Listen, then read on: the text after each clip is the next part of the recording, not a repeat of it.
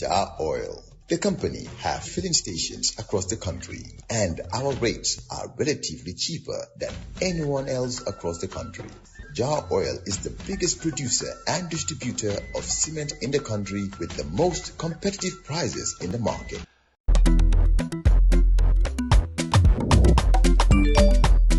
Excellent jam, Suway. Yo, apply. Yo, luta do de. Luta mo nulo jel mo nga andil mahalis. Hello? Busol mo fine.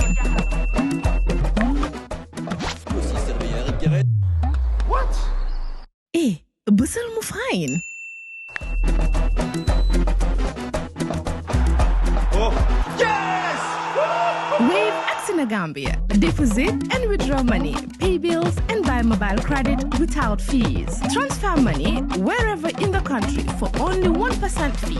At Wave. Busol mo fine? Wave. Your money is yours.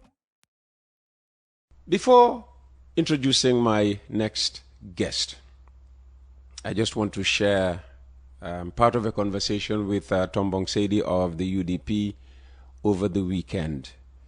Because at exactly 16 minutes past 6 in the evening, I received a message titled UDP's Tribute to Fatu Sambaj, a beacon of journalism and compassion.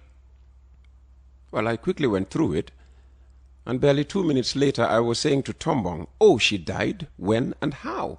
I mean, because totally unexpected. And Tombong says back, she died 4 hours ago. Unbelievable.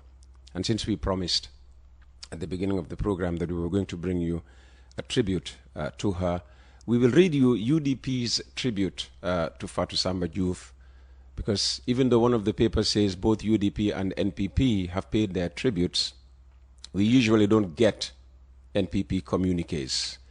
So I'm very happy to bring you UDP's tribute to Fatu Sambaj, which we received since Saturday.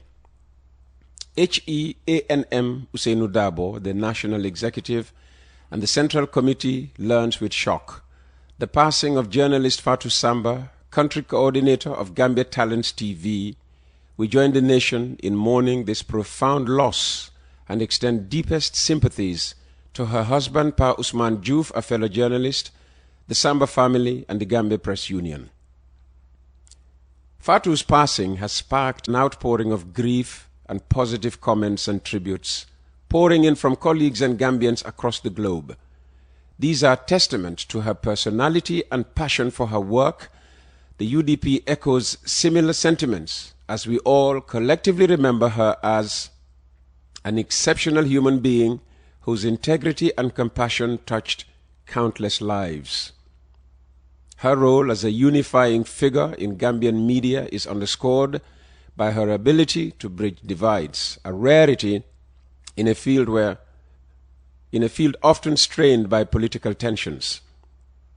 As the UDP honors Fatu's memory, her legacy serves as a call to uphold the values she championed: truth, balance, and humanity. May her family find solace in the Prophet's reminder, Inna lillahi wa inna ilayhi raji'un. Surely we belong to Allah, and to Him we shall return. As well as the countless positive tributes pouring in, and may her light continue to inspire Gambian journalism. UDP Media Team. Of course, I remember my only encounter with Fatu last year, very early on in the year, when actually she was probably the only person in the media who actually knows that I'm the current chair of the Board of Governors of St. Augustine's High School. She happened to have been at an event where St. Augustine's was receiving from the class of 92 a group of distance learning aides. And as soon as I started descending from the stage, of course, she approached me and in Wolof said to me, Uncle Peter, tey nag mom foog rek nga waxtaan ak GTV, Gambia Talents TV, ñu wax tuuti ci sa jaloore. And even before I started responding, she said to me, xam naa ne nag ñëpp xam nañ ne doo dee joxe interview, waaye tey moom Uncle Peter dama laa ñaan rek nga jox ma scoop. Well, I never gave the interview, but I made a promise, and I'm so ashamed that she's gone without me honoring the promise I made. It can't be helped.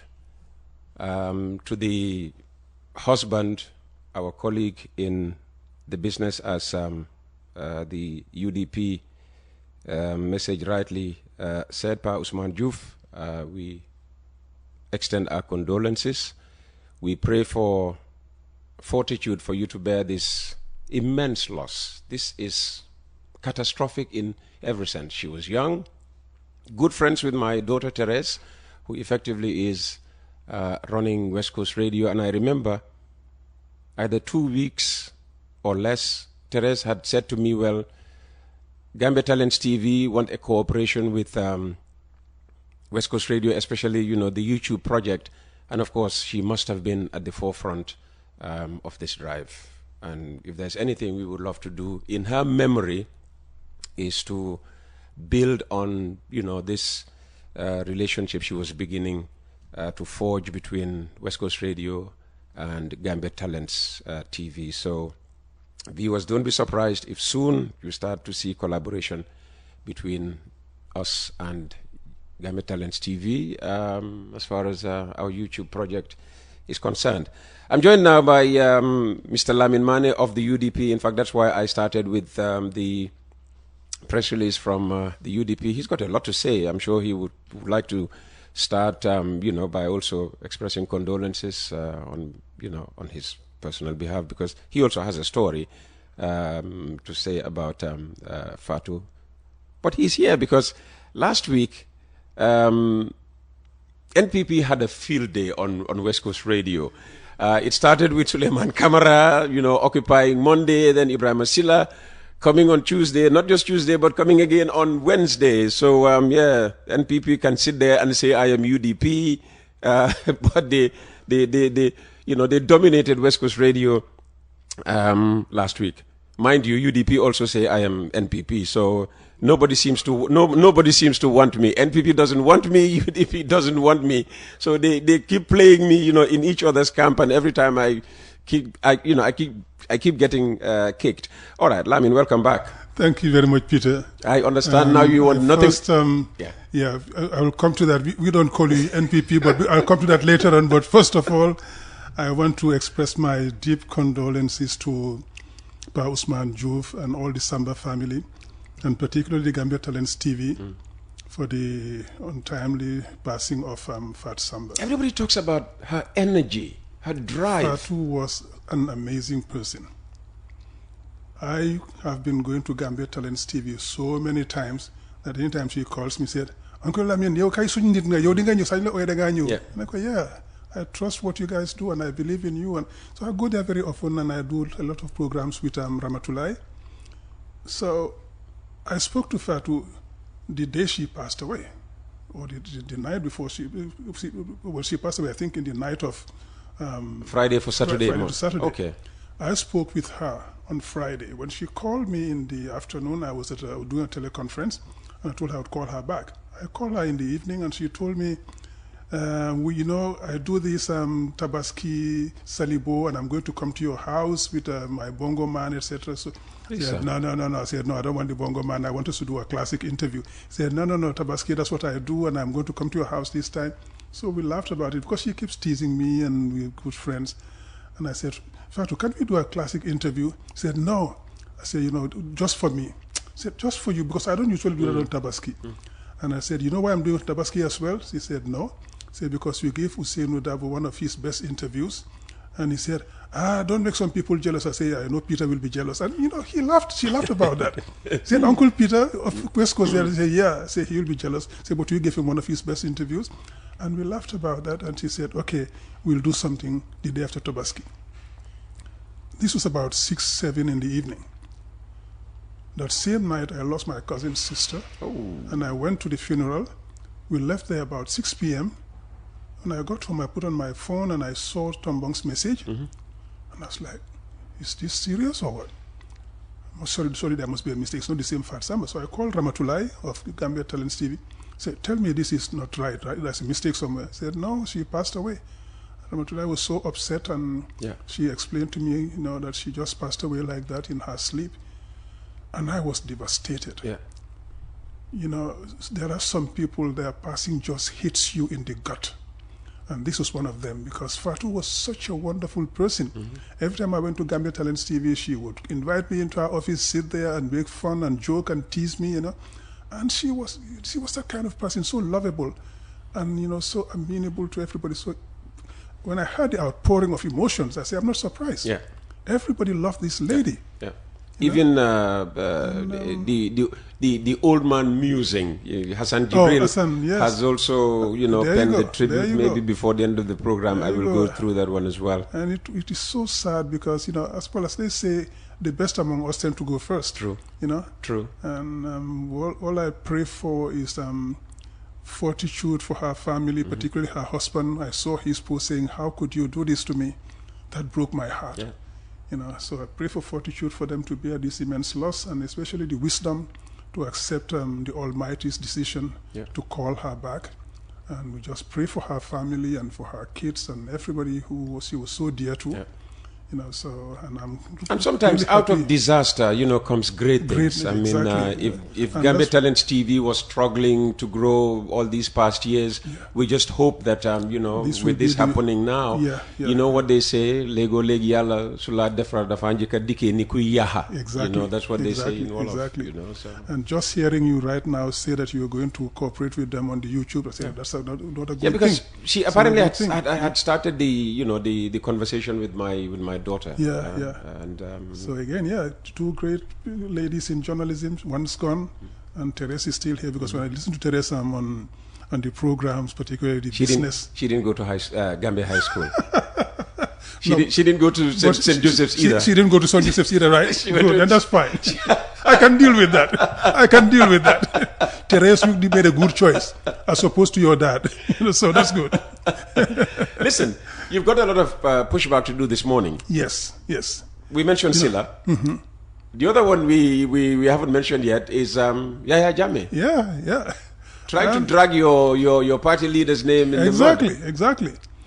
I think both of them are people who really need to sit back and think again, because they are talking to Gambians, and we are not going to fall for this kind of thing. We are smart, intelligent people, and who will see through all of this. I don't usually come to this show with any notes or anything, but today I brought something because I wrote down points that she was making when he was here. You're starting with Silla. I thought you wanted to start with Jammeh. Okay, we can start with Jammeh. Yeah. Jammeh, when he said Ousainou Darboe and co were involved in selling of our oil to Senegal, I said, when will these guys stop? For the 22 years he was at the head of this country, he couldn't stop besmirking Ousainou and casting as much mud as they could on him, hoping that sling enough mud, some will stick. And he said everything about Ousainou, from calling him a tribalist, calling him all sorts of names, throughout the 22 years, and tried to destroy him politically and even physically, had him arrested, beaten up, broke his collarbone and all of those things. Oh, wow.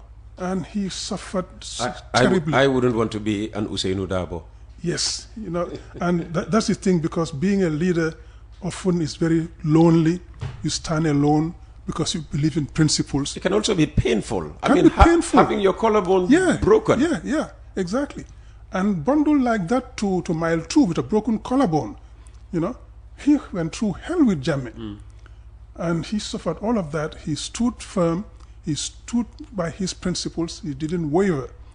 You did that for 22 years.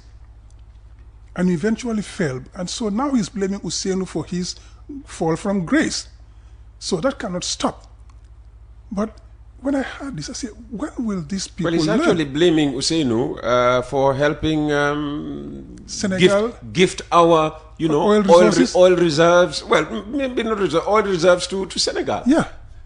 Because these are potential resources that we should ask Barrow what happened to them, and him, Yahya Jammeh, what happened while he was there. But we remember the popular waving of a CD on which was supposed to be all the data about Gambia's oil deposits right. and what have you. And the sad thing is that these people forget that they are not alone in this country. Other people are here who have seen things. When I was at the African Development Bank, we saw some of the things that were happening in the oil industry here with Jammeh, all the contracts he was giving, the poorly designed, which were giving us peanuts for our oil reserves. We tried to make that change, and we did what we could. We sent the people from the African Legal Support Facility, which was hosted at the ADB, to come here to negotiate, to change those contracts and redo them. He refused to talk to them in the end, and they stopped coming. Once I called, the director of the department, Steve Karangizi, a friend of mine, and I told him, Steve, you really need to help. He said, Lamin, we are not going back. He said, Jammeh doesn't want to talk. This guy is just not listening. He said, there's nothing we can do about it. He's going to do what he wants, and we can't do much about it. And we were all upset because he was giving away what we had. When he when he was removed from power and he went on in exile, we talked to Steve Karangizi again. Steve said, okay, reluctantly, I will send a team. He sent a team out here to come and renegotiate those contracts, free of charge for the Gambia, to redo those contracts so that we can get a lot more out of our oil reserves. Was it with FAR, this Australian FAR was part of it, yes. Okay. With also Frank Timis and a few other people. Okay. So Steve Karangizi fielded a team here to come and work on this. This was 2017. And all of those things happened. And today he sits there and tells us that he refused to sign contracts, he did this, he did that, and he paid for the exploration. I say, look, wait a minute, you've got to have some dignity in you. After all that he's been through and after all that he's put the Gambia through, sitting there, he should at least start to repent a bit and be a bit more modest and a bit more truthful. Well, listen, Ousainou Darboe should also... Ousainou Darboe... He should come out. No, I don't think so. I don't think so. You don't think he should come out? People have asked me, did you talk to Ousainou? I say, that would be the biggest insult I could level at Ousainou, to ask him if he has sold our oil reserves. Say, I know this man. Yeah, but he has to correct a wrong, if that's what... No, I think we will do that for him. I don't think Ousainou should even dignify this with an answer.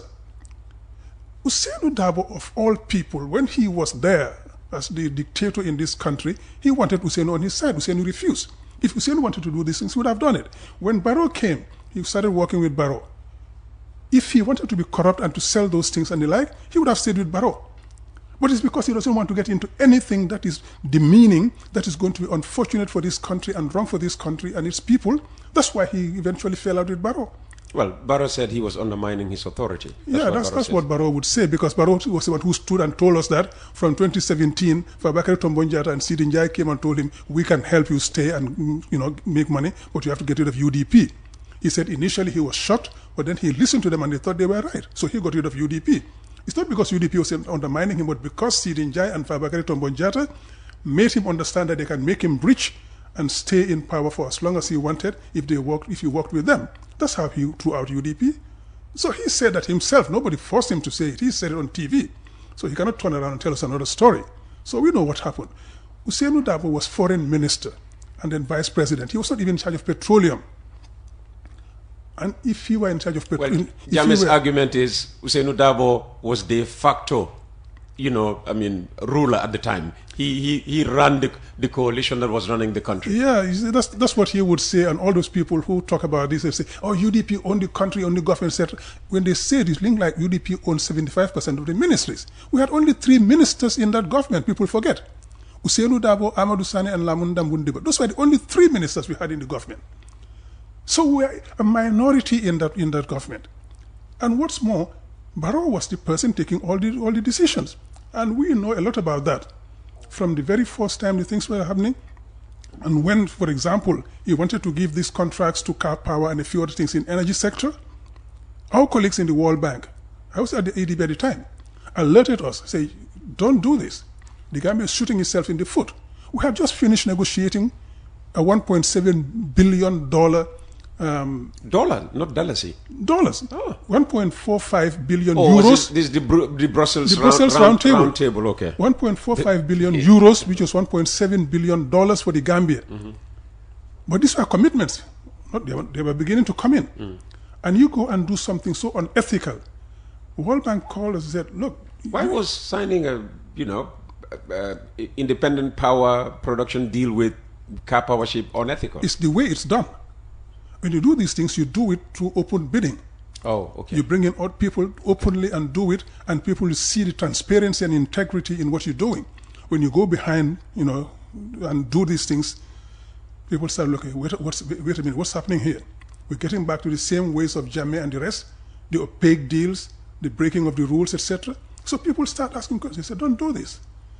I call here at the time. We don't like to talk about these things because there's supposed to be some level of confidentiality in these things. But when they go out to make these kind of things, you don't have a choice but to call them out. I called here at the time. I called Amadou Sane. I said, Amadou, what are you guys doing? This can't happen. But Amadou had just been moved to trade. He said, well, I told the president we shouldn't do this, and he overruled me. So it's going to be signed. I said, you're going to hurt the country. He said, I don't have any choice. In fact, he was coming, actually, when I told him, he said, I'm coming to Abidjan for another negotiation. So we met in Abidjan. That's when he told me this. I said, it's unfortunate.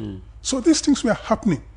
So Ousseynou, on quite the opposite, and Amadou were trying to do everything to protect this country, to protect the resources of this country, and to put it back on track after 22 years of an autocracy. But no, they couldn't take that because they had sold to him, to Barrow, the idea that he can become wealthy. So he co-opted, of course, all the people who were around Jammeh, who he brought in to recycle them, to do for him exactly what they were doing for Jammeh. That's why we had the chief of protocol, Cisse. That's why we had Mamboure Ndiaye come in to petroleum and then to finance to replace Amadou Sane because Amadou wouldn't do certain things. This was the guy, Barrow, who said Amadou's arm is cut just above the shoulder, so he can't reach his pocket. Amadou wasn't giving him money. This was what was happening. And there were so many other things we knew about this here, including our guys who were at the Financial Intelligence Unit here. We had to take one of them to the ADB because he refused to do certain things. So let them not push us. We know too much. So there is so much we can say, we should refrain from saying because of state confidentiality. They accuse you of misinformation. You had Suleiman Kamara. That is projection. So I don't even talk to those people. We're talking to their boss who put them there. Their boss is the corrupt one who's encouraging corruption. So we don't talk to those ones. Those are that's projection. Well, he also spoke about the lack of unity in the UDP. Well, and this morning the standard is saying Dabo asks UDPians to unite. So what's dividing you UDPians? Look, UDP is a team and a party full of talent and people who naturally have ambitions. So he, as the party leader, will sometimes have to arbitrate and then try to bring people together. That's normal in any institution where you don't have the herd mentality. People will disagree on things. People come up with ambitions, etc. That's normal, okay. But most of the time, that is contained within the UDP. We do have our fights. We do have our discussions, our harsh discussions sometimes. We do. But as a family, and it stays inside, you hardly ever hear go out, or you just hear briefs here and there. But that's normal in any institution. But what we heard today, what Alkali Conteh just wrote to his minister, I was like, whoa, dissension within the ranks. And I love it. This would not happen with a UDP government? Certainly not. Certainly not. No ambassador would dare say that to a minister. You have something like that you want to say? If you really want to say it, you'll call the president and the ambassadors and the minister and you talk about it in private. Not a scathing condemnation like that. But if, as he alleges, the minister has never even had a meeting with his ambassadors and other diplomats, how would you address that with him? Yeah. It's only to come out in the open. Now, the minister... Now they will be scampering, to contain, this crisis. Yeah. The minister, what he said was unbecoming. He should have said that in another closed-door meeting somewhere, not in public as he did, But he did say it. But what he said was nowhere near the scathing remarks we had this morning from Alkali Conteh. Any ambassador who puts out something like that, you should be recalled immediately. Immediately. Because this is so unbecoming of a diplomat. You cannot just condone that. But that is what we're seeing every day in NPP and the government. Because you have too many chiefs and thieves. It's just so unbecoming of any government. We may agree or disagree, sometimes just agree to disagree, but you don't come out and see these sort of things in public against each other. I mean, I couldn't have any other word for it other than extraordinary, unprecedented. I'm not a child. Yeah. I am 60 plus. Exactly. Yeah. Same here. I've been there since the Gambia gained independence. I've been there when Jawara had diplomats. Exactly. I've been there when Jammeh had diplomats, including Tangara himself. Yes. And I'm still here when Barrow has diplomats all over the place. Peter, you never heard such. I mean, never. I'm not saying such differences never existed between ambassadors and their ministers. Right. But as you said, they may have been taken care of behind the scenes. Exactly. That's how it's supposed to be done. Yeah. You see, when I heard Fatmata Jahumpa Sise say on several remarks that she said about UDP. Yeah, but you would expect decency prevents me from between an here. APRC, yes. subscriber and UDP. The rivalry has been there from 1996. When that happened, I wrote to the foreign ministry. You should have copied it to me. Why didn't you? Because I wouldn't have said these things because this we do so much behind closed doors. I wrote to the foreign ministry, said this person must be recalled. Should be recalled or should be subjected to disciplinary action. You cannot accept an ambassador sitting there and calling hundreds of thousands of Gambians the name she called us. That is unacceptable. Did you deliver the letter? Directly to the minister's office and the permanent secretary. Okay. To date, we haven't had a response. Well, I was going to ask whether you got any response, but do you expect any action on your letter? I hope they will take action because this is unacceptable. But she has apologized, hasn't she? That doesn't count. I don't accept that apology because this is not the first, second, or third time. Even the first time is not acceptable, let alone more than 3 times. You sit there and you insult a whole community. Peter, you don't even insult a whole family, let alone a neighborhood or village or a country. This is the Gambia you're insulting. We are hundreds of thousands of supporters she of might UDP. She might have insulted UDP. UDP is not the Gambia. UDP is not the Gambia, but Gambia is not UDP. UDP cuts across the Gambia. UDP cuts across every segment of the Gambian population. We have the last election, even though they stole it, they themselves gave us 230-something thousand people. They are saying, prove the theft. Come out with documents. Well, the Supreme Court prevented us from doing that. We went there with our evidence. The Supreme Court killed the case. But even that, they gave us 230-something thousand people voting for us. And you call all of those people by that unsavory name? She should have been recalled forthwith. Jammeh, in spite of all his flaws, when she went with him on a tour and she went on the podium and insulted Hussein Dabo, Jammeh got her off the podium and sent her back to Banjul, in spite of all his flaws. And now she stands there on foreign land and insults Gambians in such a way. And she is still there? She says she was betrayed because she had made these remarks in confidence with somebody she trusted. Yeah, and it was supposed to be between just 2 pairs of ears. And that is from her to him, and he went on allegedly to leak the audio. That is what is so unbelievable that she could even dare say that. I insulted them, and the insult shouldn't have come out. So the insult came out. Now she is apologizing. Look, this lady should be quiet.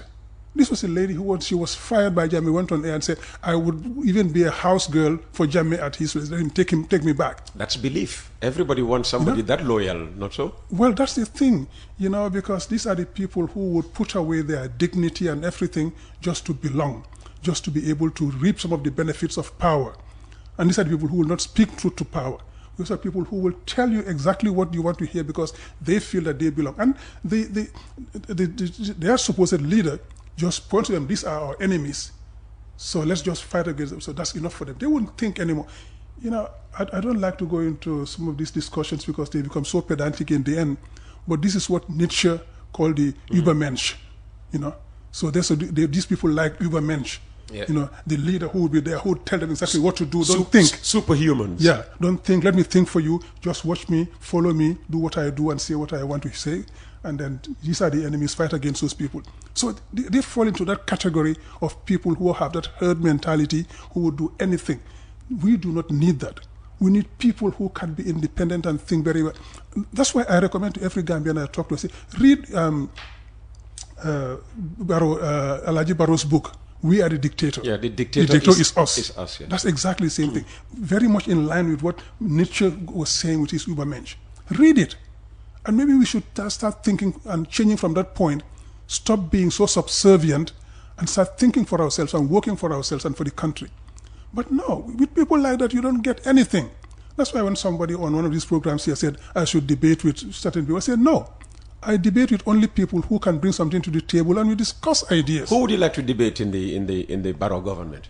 Well, I said it that day at the time, you bring me the finance minister, I would debate him. Bring me the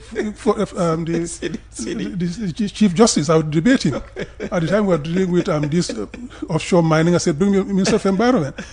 Silla, we came here, he chickened out and now he says, I don't want to debate him. If he wants to debate ideas. Because he said he beat you hands down. Yeah, that's what he wants to believe. So I can't help that, but I'd like to debate, but debate ideas, debate facts, to come with facts and figures. Let's debate.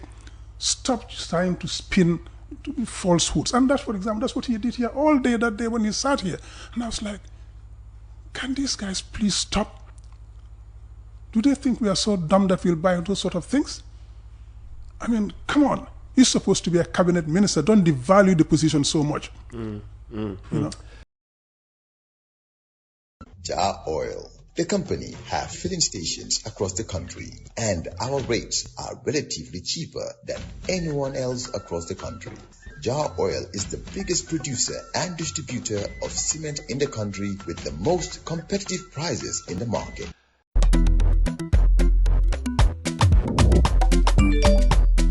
Excellent jam, Suway. Yo, apply. Yo, luta do dede. Luta mo nulo jël moto nga andil ma xaalis. Hello? Bisul mu fay. What? Bisul mu fine. Oh, yes! Wave Accina Gambia. Deposit and withdraw money, pay bills and buy mobile credit without fees. Transfer money wherever in the country for only 1% fee. At Wave. Bisul mu fine? Wave. Your money is yours.